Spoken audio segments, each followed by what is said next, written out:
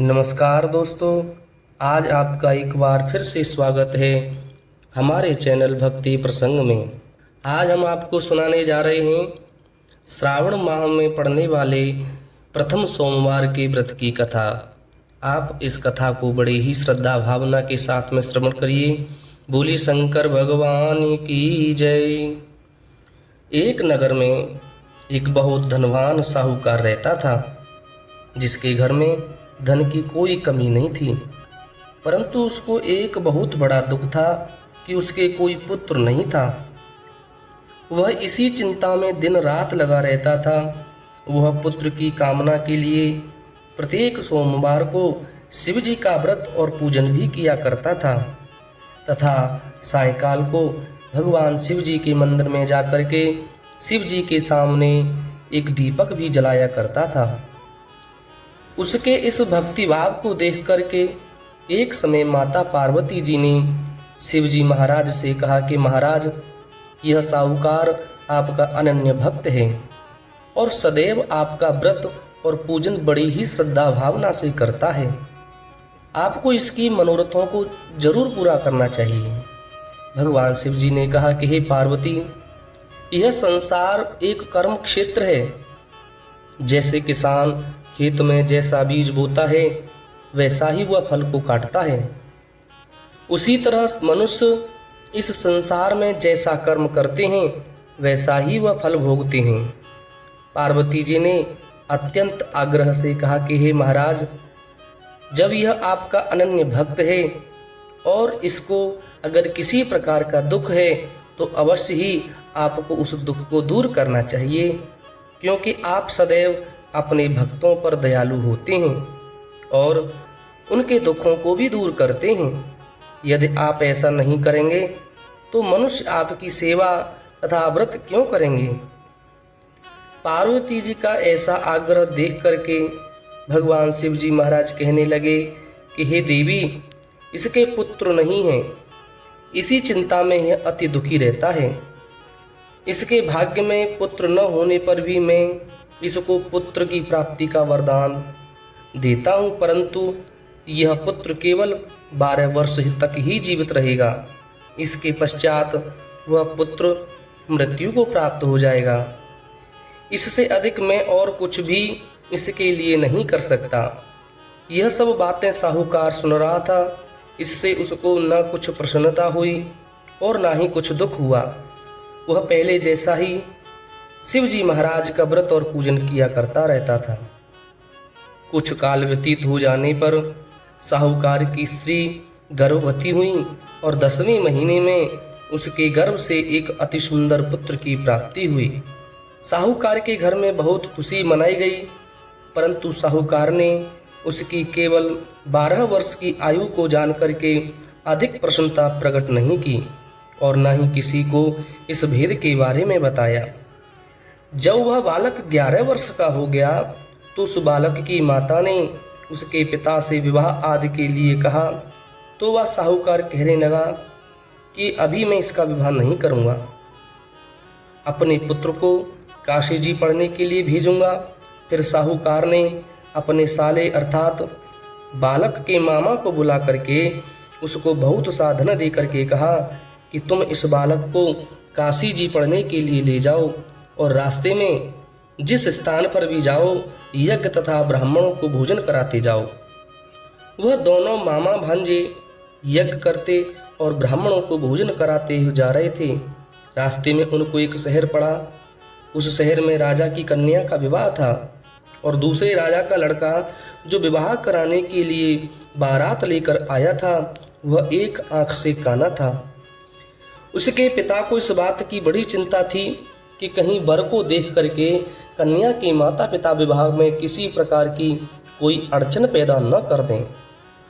इस कारण जब उसने अति सुंदर सेठ के लड़के को देखा तो मन में विचार किया कि क्यों न दरवाजे के समय लड़के से वर का काम चलाया जाए।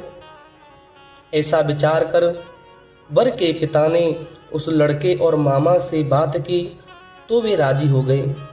फिर उस लड़के को वर के कपड़े पहनाए और घोड़ी पर चढ़ा करके दरवाजे पर ले गए। सब कार्य प्रसन्नता पूर्वक पूर्ण हो गए। फिर वर के पिता ने सोचा कि यदि विवाह कार्य भी इसी लड़के से करा दिया जाए तो कोई बुराई नहीं है। ऐसा विचार करके लड़के और उसके मामा ने कहा, यदि आप फेरों का और कन्यादान के काम में को और करा दें तो आपकी बड़ी कृपा होगी और मैं इसके बदले में आपको बहुत द्रव्य पदार्थ, धन इत्यादि दूंगा। उन्होंने इस बात को स्वीकार कर लिया और विवाह कार्य भी बहुत अच्छी तरह से संपन्न हो गया। परंतु जिस समय लड़का जाने लगा तो उसने राजकुमारी को चुंदड़ी के पल्ले में लिख दिया कि तेरा विवाह तो मेरे साथ हुआ है, परंतु जिस राजकुमार के साथ तुमको भेजेंगे वह एक आंख से काना है और मैं काशी जी पढ़ने जा रहा हूँ। लड़के के जाने के पश्चात उस राजकुमारी ने जब अपनी चुनरी के एक पल्ले पर लिखा हुआ पाया तो उसने राजकुमार के साथ जाने से मना कर दिया और कहा कि यह मेरा पति नहीं है, मेरा विवाह इसके साथ नहीं हुआ है, वह तो काशी पढ़ने गए हैं। राजकुमारी के माता पिता ने अपनी कन्या को विदा नहीं किया और भारत वापस चली गई। उधर सेठ का लड़का और उसका मामा काशी जी पहुँचे। वहाँ जाकर उन्होंने यज्ञ करना और लड़के ने पढ़ना शुरू कर दिया। जब लड़के की आयु 12 साल की हो गई, उस दिन उन्होंने यज्ञ रच रखा था कि लड़के ने अपने मामा से कहा, मामा जी आज मेरी तबीयत कुछ ठीक नहीं है। मामा ने कहा, अंदर जाकर के सो जाओ बेटा। लड़का अंदर जाकर के सो गया तो थोड़ी देर में उसके प्राण निकल गए। जब उसके मामा ने आकर के देखा कि वह मुर्दा पड़ा है तो उसको बड़ा दुख हुआ और उसने सोचा कि अगर मैं अभी रोना पीटना मचा दूंगा तो यज्ञ का कार्य अधूरा रह जाएगा। अतः उसने जल्दी से यज्ञ का कार्य समाप्त करके ब्राह्मणों के जाने के बाद रोना पीटना जब प्रारंभ कर दिया। संयोगवश उसी समय शिव पार्वती जी उधर से जा रहे थे। जब उन्होंने जोर जोर से रोने की आवाज़ सुनी तो पार्वती जी कहने लगी कि हे महाराज, कोई दुखिया रो रहा है, इसके कष्ट को दूर कीजिए ना। जब शिव पार्वती जी ने पास जाकर देखा तो वहाँ एक लड़का मुर्दा पड़ा था। पार्वती जी कहने लगी, महाराज यह तो उसी सेठ का लड़का है जो आपके वरदान से हुआ था। शिव जी कहने लगे कि हे पार्वती, इसकी आयु इतनी ही थी और वह इस आयु को भोग चुका है। तब पार्वती जी ने कहा कि महाराज इस बालक को और आयु दो, नहीं तो इसके माता पिता तड़प तड़प करके मर जाएंगे। पार्वती जी के बार बार आग्रह करने पर शिव जी ने उसको जीवन वरदान दिया और शिव जी महाराज की कृपा से वह लड़का भी जीवित हो गया। शिव जी और पार्वती जी कैलाश पर चले गए। तब वह लड़का और मामा उसी प्रकार यज्ञ करते तथा ब्राह्मणों को भोजन कराते अपने घर की ओर चल पड़े। रास्ते में उसी शहर में आए जहाँ उसका विवाह हुआ था।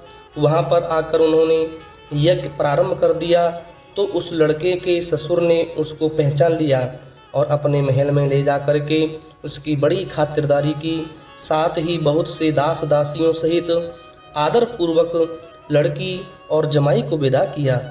जब वो अपने शहर के निकट आए तो मामा ने कहा कि मैं पहले तुम्हारे घर जाकर के खबर करके आता हूँ।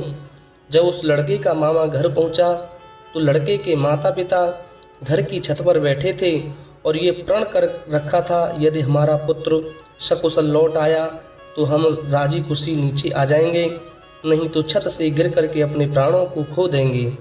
इतने में उस लड़के के मामा ने आकर यह समाचार दिया कि आपका पुत्र आ गया है, तो उनको विश्वास नहीं हुआ। तब उसके मामा ने शपथ पूर्वक कहा कि आपका पुत्र अपनी स्त्री के साथ बहुत सारा धन लेकर के आया है। तो सेठ जी ने आनंद पूर्वक उसका स्वागत किया और बड़ी प्रसन्नता के साथ रहने लगे। इसी प्रकार से जो कोई भी सोमवार के व्रत को धारण करता है अथवा इस कथा को श्रवण करता है या सुनाता है, उसकी समस्त मनोकामना पूर्ण हो जाती हैं। भगवान शंकर जी उसके सारे मनोरथों को सिद्ध कर देते हैं और भगवान शंकर की कृपा का पात्र हो जाता है। बोलिए शंकर भगवान की जय।